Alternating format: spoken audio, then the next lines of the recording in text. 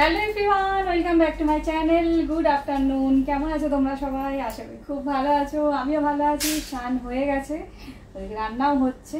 আর কিছু জামা কাপড় ছিল, তো সেইগুলো কাঁচা কিছুক্ষণ আগেই হয়েছে, কিন্তু মেলা আর হচ্ছিল না। রান্না করতে গিয়ে এদিকে আসতেই পারছিলাম না, একটু মেলতে দেরি হয়ে গেল। সকাল থেকে মেলে দিলে তাদের শুকিয়েও যায়, আর তাছাড়া কালকের জামা কাপড় অনেক ছিল, তো সেই জন্য ভাবছিলাম যে আগে ওইগুলো ভালো করে শুকিয়ে যাক, তুলবো তারপরে মেলবো। তো এই করতে গিয়ে অনেকটাই দেরি হয়ে গেল।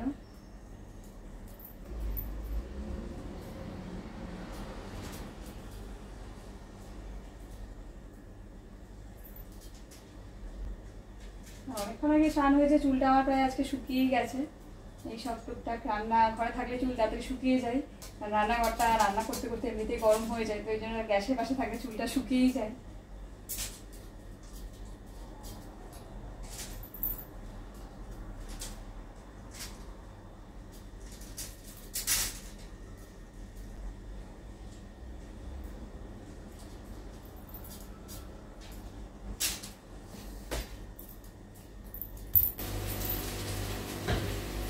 আজকে বানানো হচ্ছে টমেটো রাইস।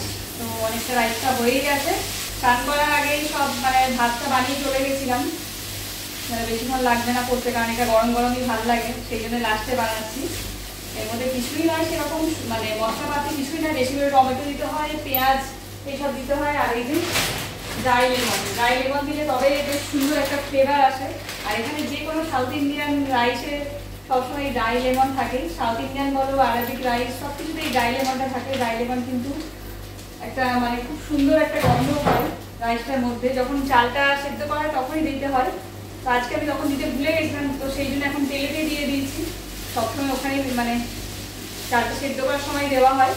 আর সর্ষে, কারি পাতা আর ড্রাই লেমন এগুলো ফোড়ন দিতে হয়, আর তার সাথে একটু পেঁয়াজ কুচি আর টমেটোটা বেশি করে। টমেটোটার জন্যই রাইসের কালারটা একটু অন্যরকম হবে, লাল লাল।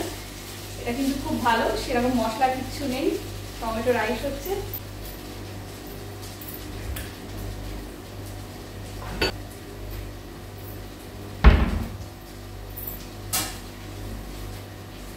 এটা হচ্ছে তোমার ওই দইয়ের যেরকম আমরা লস্যি এসব বানাই, ঘোল একদম মিক্সির দইটাকে ভালো করে ফেটে নেওয়া হয়, সেই জিনিসটা এখানে এরকম বোতলে করে বিক্রি হয়। এটার মধ্যে জল দিয়েও খাওয়া যায়, ডাইরেক্টও খাওয়া যায়। আমি তো এগুলো ইউজ করি আমাদের এরকম এসব করতে, দইয়ের শরবতের জন্য ইউজ করি, কিংবা আমাদের নর্মাল আমরা যে বাঙালিরা খাই দই দিয়ে চিড়ে, এইভাবেও আমি খাই। দই আম এসব যেরকম চিড়ে খাই, এরকম ভাবে খাই। একটু জল দিতে হবে, এটা এতটাই ভেতরে জিনিসটা লসটা একদম বসে যায়, সেটা একটু জল না দিলে কিন্তু বেরোয় না। এটা শেষ হয়ে গেছে, এটা শেষ। তো এটা ঠিক এরকম হচ্ছে দেখতে, একদম পাতলা। আর একটু জল দিলেও এটা হবে একটু কড়াটা মোটা, যেহেতু লাস্টে আমার শেষ হয়ে গেছে ওই জন্য এরকম হয়েছে মোটা। রাইসটা আমার হয়ে গেছে, বন্ধ করে দেবো। কালারটা দেখো ঠিক এরকম, এটা টমেটো দেওয়ার জন্য কিন্তু কালারটা অনেকটা বেশি টমেটো দেওয়া হয়েছে, তো সেই জন্য এরকম কালার। বন্ধ করে দিই।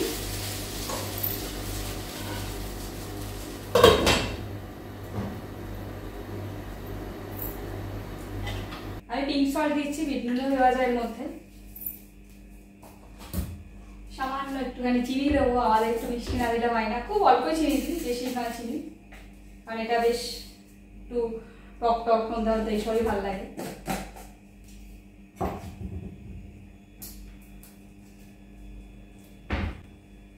শশাটাকে একটুখানি গ্রেট করে দেবো।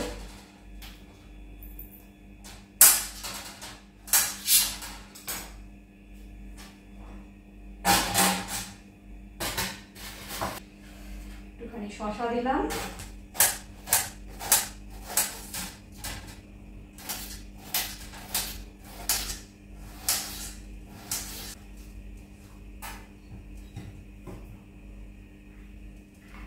আর একটু গাজর দিলেও ভালো লাগবে। গাজর আমার আছে ফ্রিজেতে, একটু বের করি।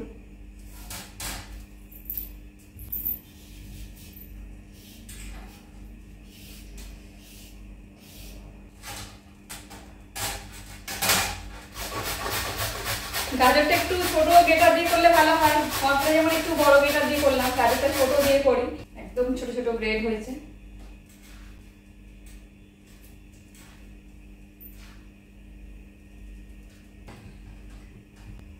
তো একদম রেডি।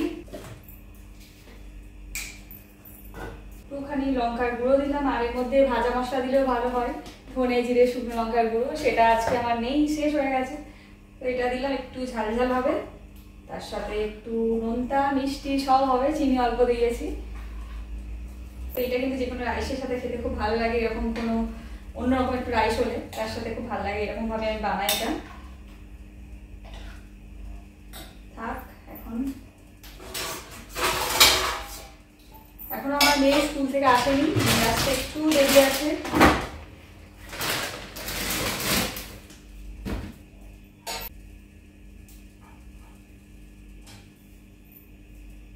আজকে ভাত খেয়ে পেঁপে খাওয়া হবে, একদম পেকেই গেছে, এটাকে কাটতে হবে, কাটবো। দেখি বটিটা ধুয়ে রেখেছি কাটবো বলে, বটিতে কাটতে সুবিধা হয়, কারণ আজকে এতটা মানে হাফ কাটবো, হাফ কেটে নিয়ে দেখি মাটিতেই বসতে হবে।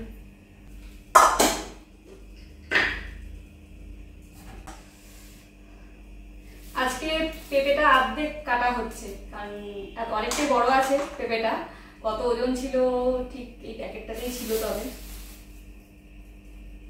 900 গ্রাম মতো ওজন আছে পেঁপেটার। তো পেঁপেটা কিন্তু বেশ সুন্দর পেকেই, মানে একদম পেকে গেছে, দোকান থেকে প্রায় পাকা রেখে আনা হয়েছে, কারণ কালকেই আনা হয়েছে, ভেবেছিলাম মানে পরের দিনই কাটা হবে, সেই হিসেবে কাঁচা আনা হয়নি।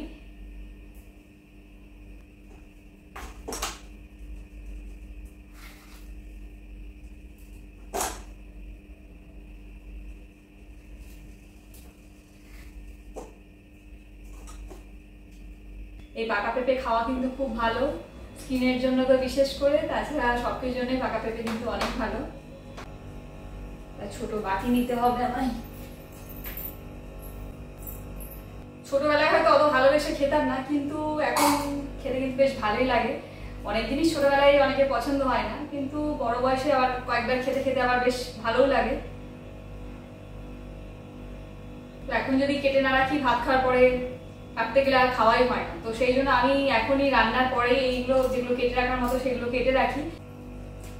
আজকে হাফই কাটলাম, মেয়ে খাবে না, মেয়ের লেবু কলা এসব পছন্দ, আঙুর এটাও খাবে না অতটা, আমরাই খাবো। এটা আজকে কাটা রইল, আর এটাকে ফ্রিজে রেখে দেবো, এটাকে কালকে কাটা হবে।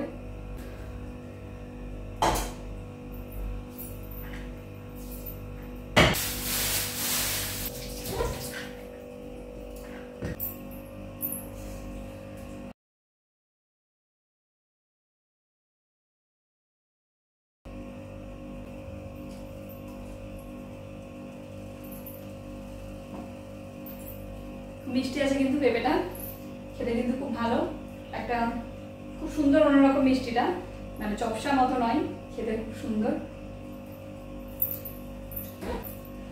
আর আমি ফল কাটার পরেই একটা করে অন্তত খেয়ে দেখি ফলটা কেমন খেতে, ভাত খাওয়ার পরে এটা খাওয়া হবে, কেটে রেখে দিলাম।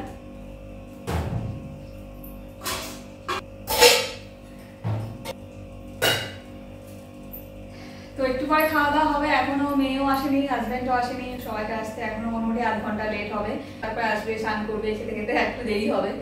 সবাই খুব ভালো থেকো, সুস্থ থেকো, পরের দিন আবার আসবে নতুন ভিডিও নিয়ে, টাটা।